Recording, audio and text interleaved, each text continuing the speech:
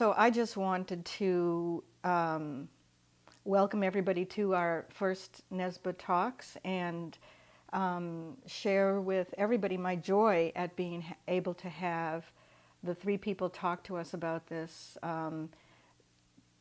Three very different talks, fascinating talks, and also to say that the talks are dedicated to a fourth person who was going to talk, and that was Elizabeth Farnsworth, who died unexpectedly in October of 2017.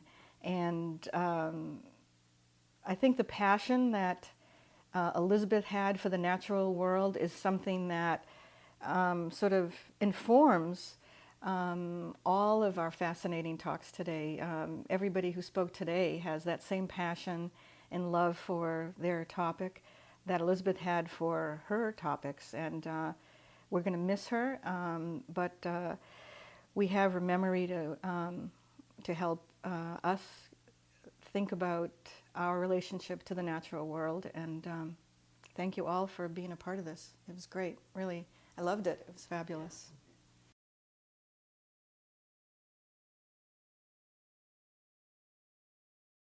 I would like to summarize what I've said, talking about people in an organization, whether the organization is a family or a business, and the importance of the human element of being very aware of your fellow man or woman, the importance of understanding them, of relating to them as people, is what keeps us in a civilized society.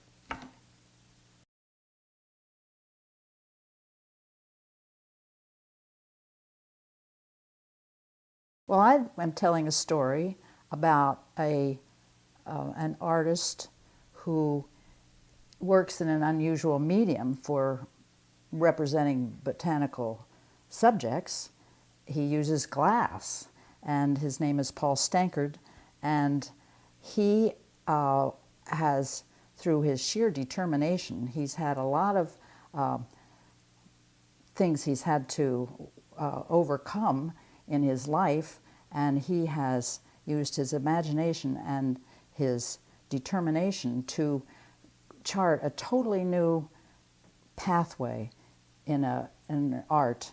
And it's not the way we usually think of botanical art. It's more of it's using the plant kingdom as the basis for his glass art. And I find him a fascinating person, and he's a very jovial and generous person to boot.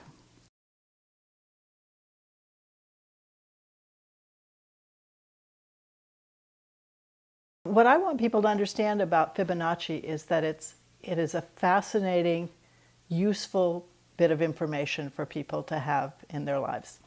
It is a series of numbers that was first discovered in the 13th century. And the numbers start with 0, and then 1, 1, 2, 3, 5, 8. Each number is the addition of the two numbers preceding it. And those numbers also can divide, so the larger number into the number before it comes up to a ratio of 1.6. That particular piece of information informs all kinds of things we can see in the world.